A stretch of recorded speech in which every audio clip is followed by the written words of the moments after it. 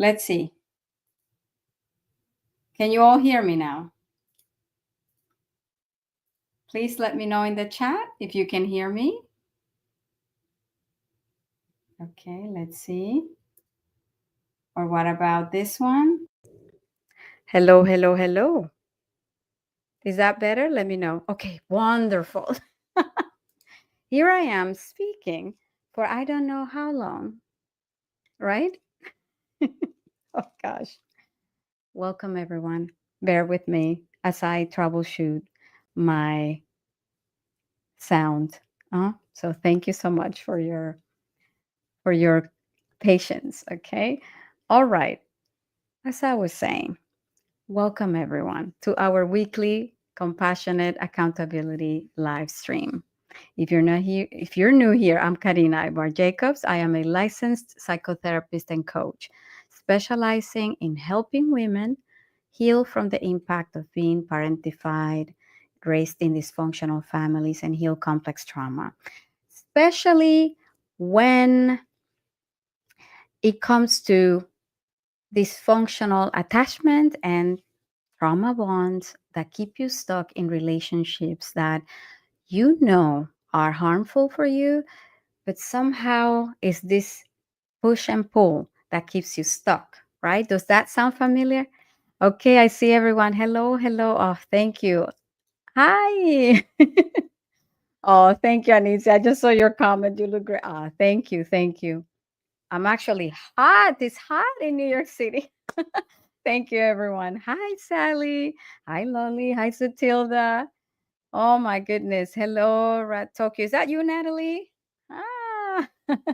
Hello, hello. Welcome, Self-Worth Hub members and everyone. Ah, it's wonderful that you can hear me now because I was just getting a flashback from that other live stream that you all couldn't hear me. So it's beautiful to have you here. So tonight's topic, I'm hoping that we can have an interactive discussion. I will be on the lookout in the comments if this resonates, and let us know where you are joining from. Are you in New York City where it's really hot and it feels like 100 degrees, by the way?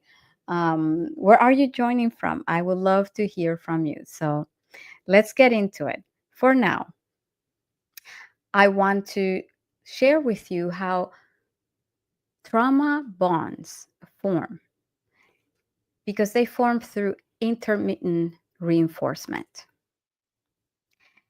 a behavioral psychology term for when rewards, right, like attention, affection, apologies, or moments of normal, right, and affection are unpredictable, right?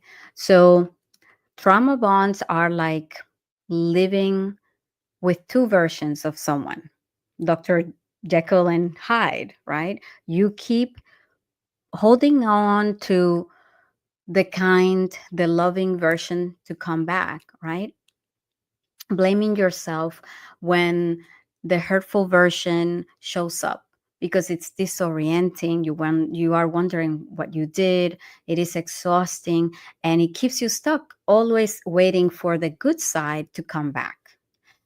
Because what if the next time they finally show up in the way that you need them to, right? But here's the reality, okay? Most people in trauma bonded relationships, they aren't alternating between good and bad. It's more like bad and not so bad. And we mistake the absence of cruelty as love, basically, and bare minimum as love. So, what trauma bonds are and are not is that trauma bonding is not simply a bond between two traumatized people. It's usually a survival adaptation rooted in cycles of emotional abuse, neglect, and temporary relief. So the pattern, it looks like this, right? You have emotional abuse or neglect, right? Gaslighting, rage, manipulation, silent treatment, and then a brief period of peace, apology, or attention, some gifts even, right?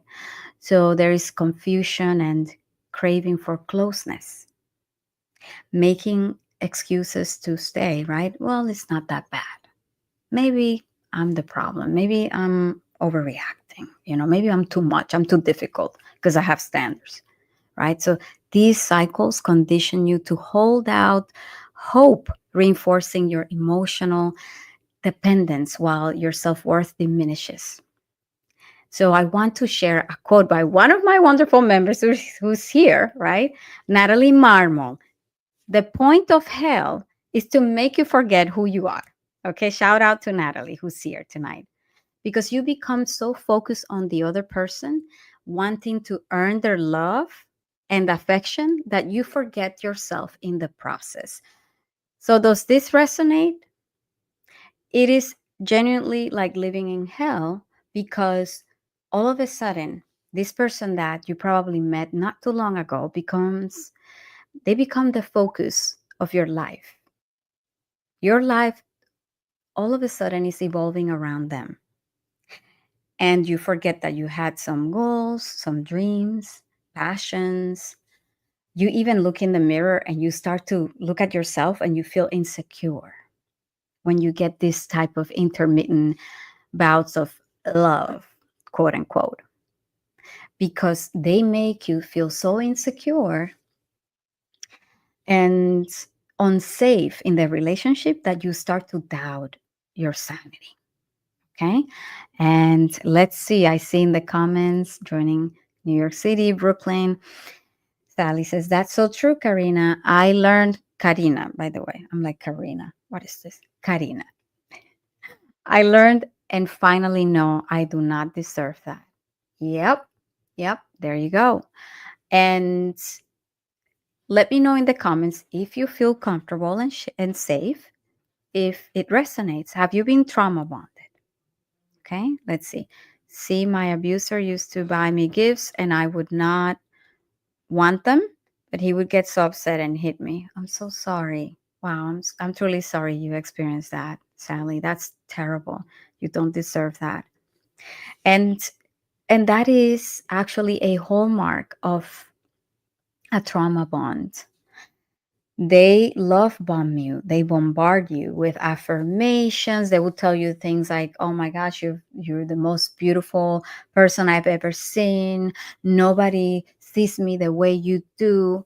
And for someone who is so other-centered and draws validation from being of service to others, this is fueling your ego. And they know how to speak to you. Okay, and I see here that Silva says, the only, yes, Anisia, and I'm a survivor for over 15 years. Kudos to you. Much love to you. And when you look at the cycle of abuse, for instance, and let me be clear, there is trauma bonding, there's a whole spectrum of unhealthy relationships. As someone who had the honor of serving survivors of abuse for over a decade, if you have ever seen the cycle of abuse, usually in the middle, there is denial, right? So you have the honeymoon stage, right? Flowers, gifts, lots of affirmations. Let's go out. Yeah, let's do lots of idealizing, lots of planning for the future. All of a sudden, you are their person. All of a sudden, you have the 3 kids, if not more, with them. All of a sudden, you're going to travel with them, only to a few weeks later be left with crumbs. You are left hanging, right? And if you are in an abusive dynamic, then you get the tension period until you have an explosion. And that's usually when they show their true colors. They will verbally abuse you. And this could mean, nobody will love you, emotionally manipulating you, you are too much. And so they start to instill very hurtful words, right? Oh, what do you mean? Are you stupid? Like, that's just common sense, right? Oh, oh yeah, I can see why they start commenting on your appearance as well. They start to compare you with other people. I mean, the list goes on and on. Okay. And then what happens? And hopefully it doesn't escalate to the point that it becomes fatal, which unfortunately has happened and continues to happen. But then you have the denial period, and that is what perpetuates the abusive cycle, right? Now, that is the cycle of abuse. But it can go hand in hand because when you are dealing with narcissistic personalities or people with, and I'm not here diagnosing everyone, I know that this term gets thrown around a lot,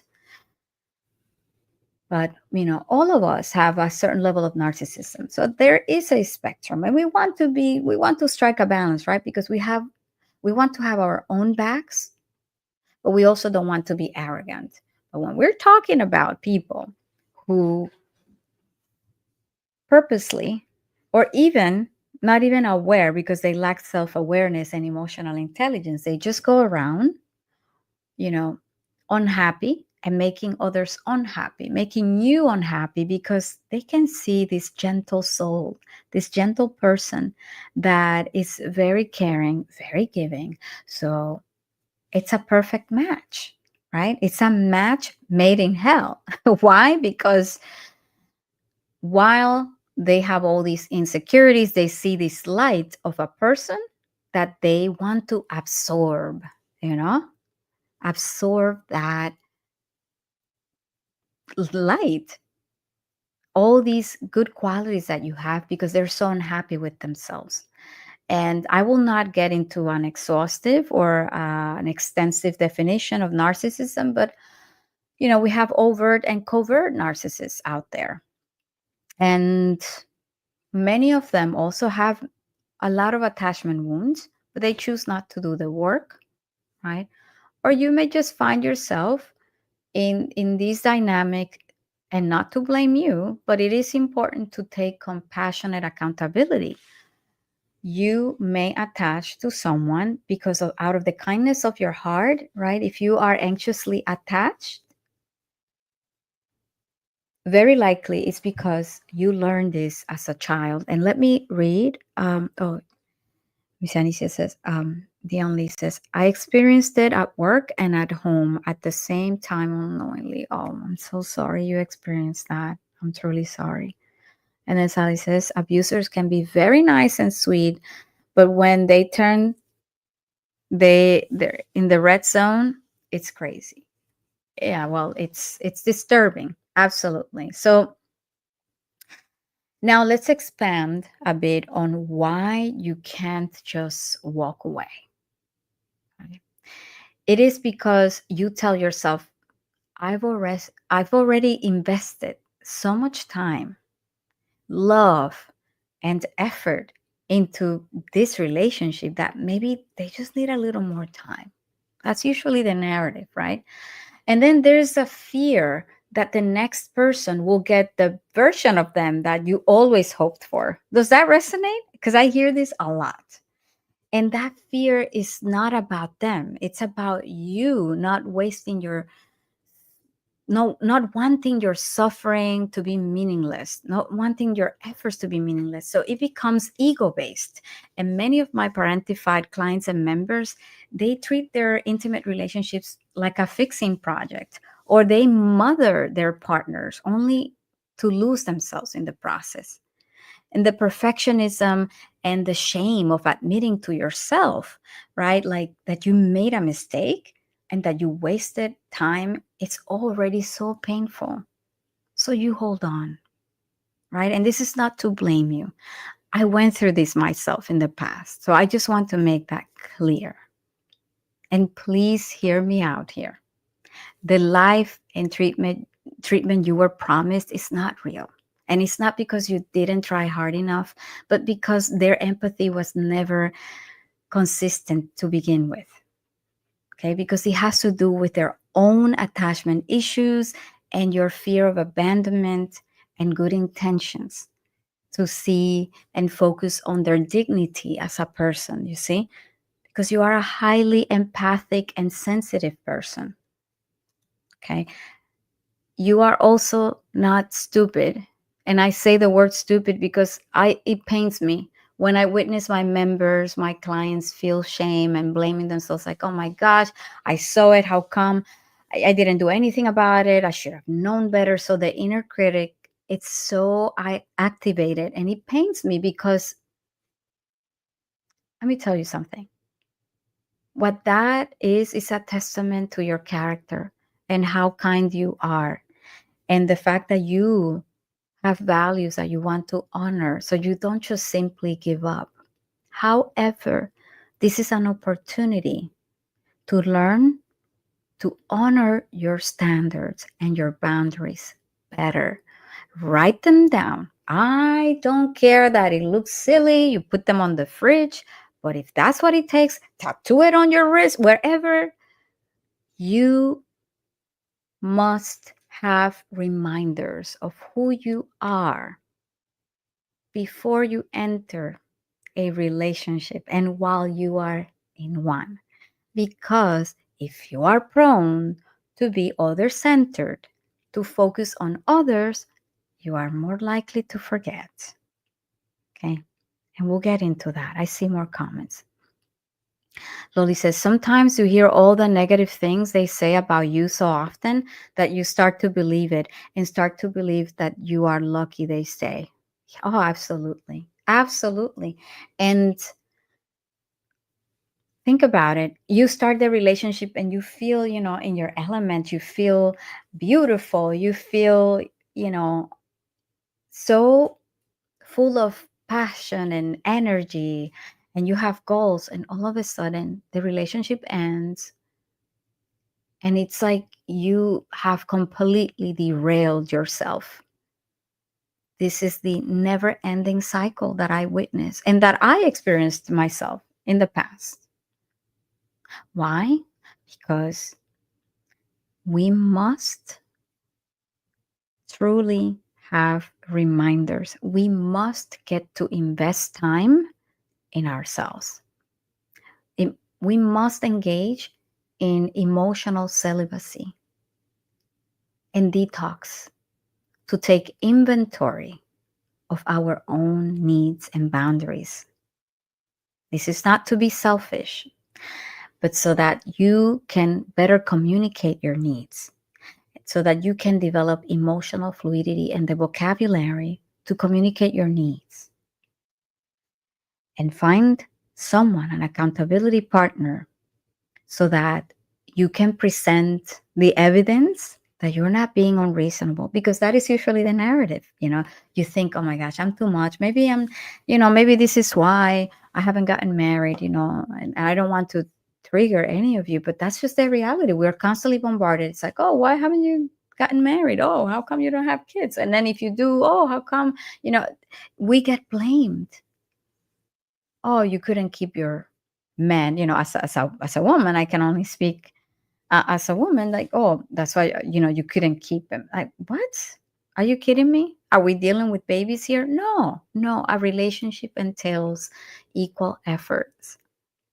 And we are often feeling shameful. Oh my gosh, the marriage or the relationship failed after all these years, maybe because I didn't try hard enough.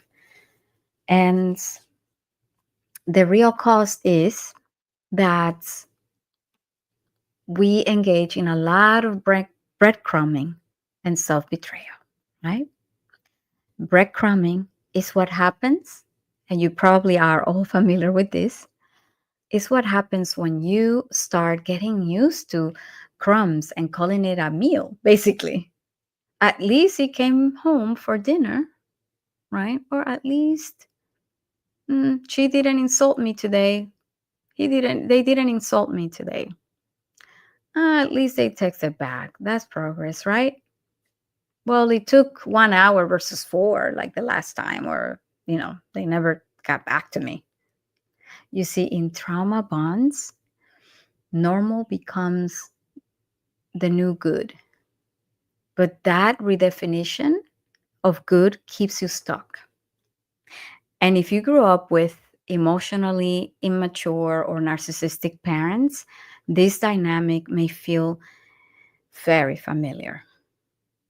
The bond is reinforced, not just by what you are getting, but by your fear of what will happen if you stop getting even the crumbs. So many trauma bonds are rooted in early attachment wounds.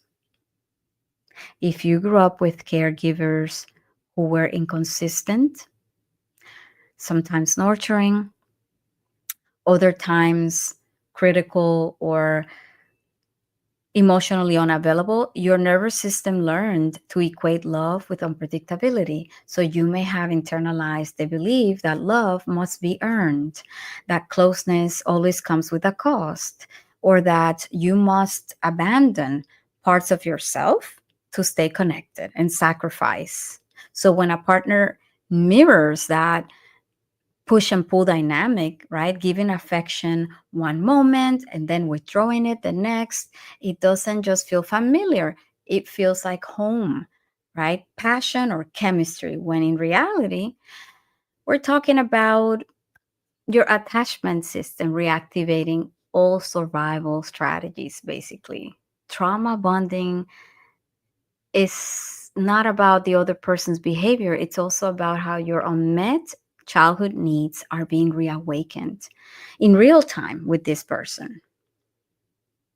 Let me know if this resonates because I want to offer you what to do instead without leaving if you are in these dynamics now, right? If you are recognizing yourself in this conversation, please know that you don't need to rush to leave. You don't need to feel bad because the first step is genuinely to get clear, to begin noticing. How often are you justifying bad behavior? When you feel unsafe, do you blame yourself? Do you cherish the absence of harm as proof of love? What I usually encourage my members, my clients, is to have a journal, a notebook, a clarity journal in this case, to document moments that feel off. Save the hurtful text messages and listen to how your body reacts to these interactions, because it's not about fostering hate. No, it's about becoming clear. And if your nervous system is wired to equate love with fear, anxiety, or tension, let this be your wake up call, because that is not love. It is survival. And I want to ask you, do you have pen and paper now? Please go grab it because I want to give you some practical tools you can start to use today. Okay, are you ready? Let me know in the comments. Okay. Number one, name the pattern without judgment. I want you to begin acknowledging that you are in a trauma bond, not with blame, but with compassion. Say to yourself, this relationship activates my attachment wounds. I'm not weak. I adapted to survive. Because naming it shifts you from confusion to clarity, which is the first step towards healing and breaking free. Ready? Number two, track the crumb thinking. In a journal, I want you to create a page called Crumbs versus Consistency and write down the moments that you justify mistreatment or feel relieved by the absence of harm.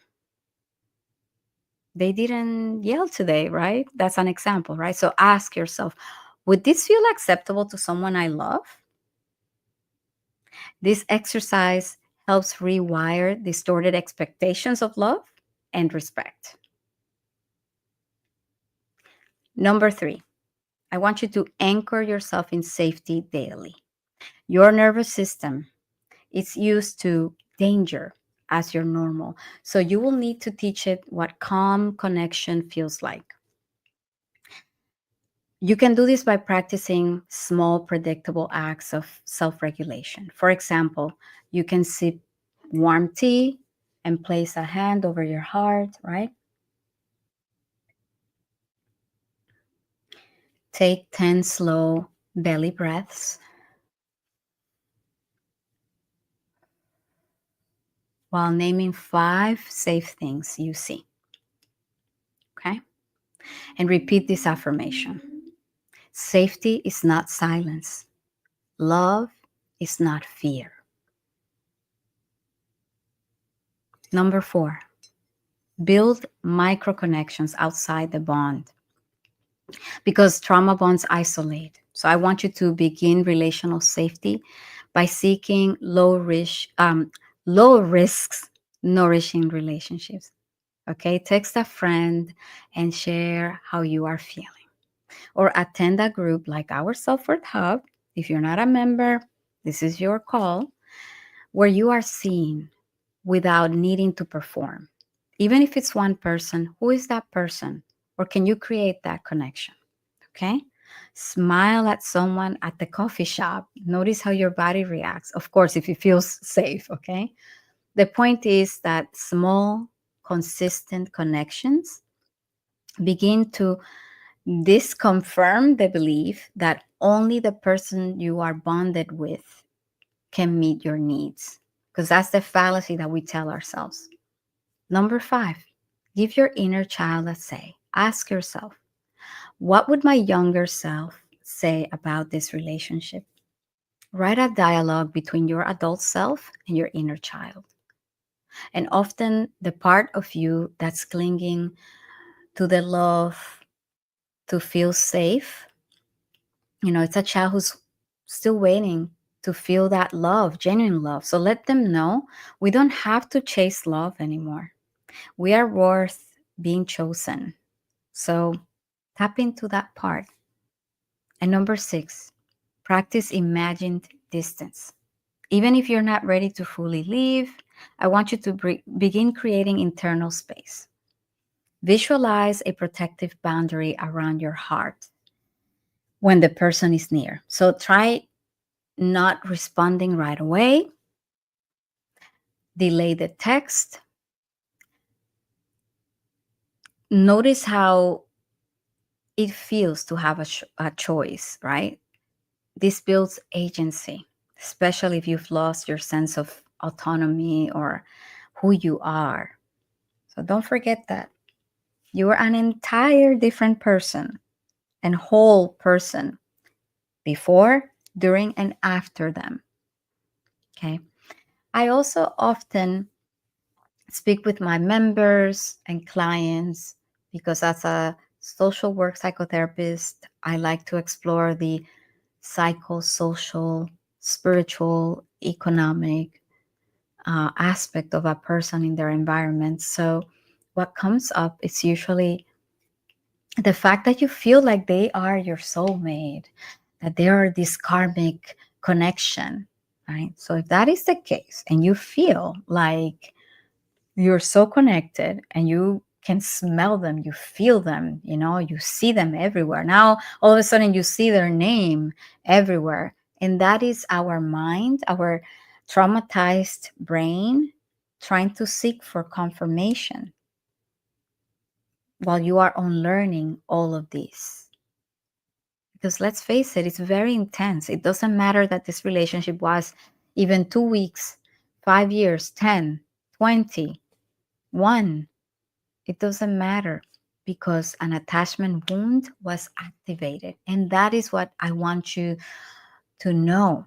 Not to blame yourself, not to feel ashamed, not to judge yourself, but rather use it as information, as an opportunity to learn yourself and what's going on. So a little exercise, it's very simple. You probably have heard of the cord cutting, right? So a simplified version is that every time this person, you feel their presence, you feel connected to this person, just imagine yourself cutting the cord. You don't even have to close your eyes, but let's say that you're riding the train or you're outside, right?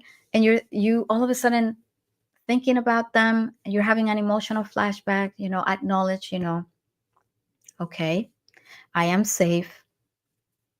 I was trauma bonded. And that is why I'm grieving the loss of what I thought the relationship would be. And you cut the cord, you know, or at home, or write a letter to them and burn it or throw it away, whatever helps you, right? You know yourself best.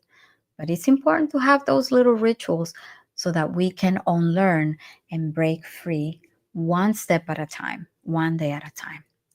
Okay? Now, number 7, right? I usually, lose track. I want you to get regulated before you decide if you are contemplating staying or leaving. If you are in the relationship, right? Make a decision only when you are grounded. Ask yourself, am I in a state of fear, panic, or guilt? Can I breathe? Can I breathe deeply and feel my feet on the floor? Because trauma bonds cloud our judgment.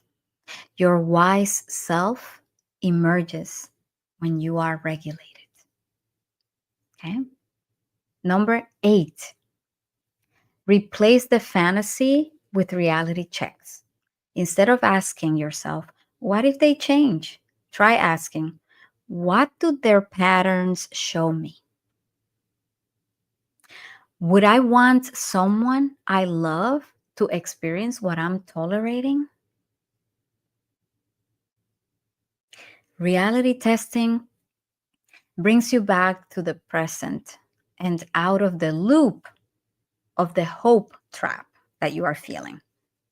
Does that make sense? Let me know in the comments what it's helping so far. Okay. And whether this is resonating, because we are approaching the end of our live stream. So let me know if you have any questions or comments or what you are taking with you today before we finally start to close the session. And I'm noticing, a little joke aside, like, oh man, my English today, it's like a little getting tongue twisted. That's what happens. I'm an immigrant. That's what happens. English is my second language. So I'm like, saying, take a deep breath. So let me know what's resonating. And if not, I want to remind you that breaking a trauma bond is not just an act of courage. It is an act of reparenting yourself. It's you saying, I deserve more than breadcrumbs. I deserve relationships that feel safe, respectful, and loving. And you don't have to do this alone at all. As you can see from the comments, and I bet you with a lot of people that you may come across, and inside our Self-Worth Hub, if you are a member, okay, if not, this is your opportunity to join before our doors close in July, okay? Inside the hub, we practice this work together, gently and compassionately, one layer at a time. And if you are ready to rewrite your story, you are so welcome here. I cannot wait to see you inside, right? I also want to thank you from the bottom of my heart for spending this time with me. Please be kind to your nervous system this week. Let it unlearn what it thought it was love and relearn safety, joy, and clarity. Okay? All right. Hi, Letty. That's right. Hashtag Self-Worth Hub. So, unless you have a question or a comment, let me know in the chat. I'll be on the lookout. This is your opportunity before we finally close our live stream tonight. If not, I will see you next Sunday. Please be gentle with yourself. And please remember your resilience, okay? Take care, everyone. Thanks for being here with me. Sending you much love. Bye-bye.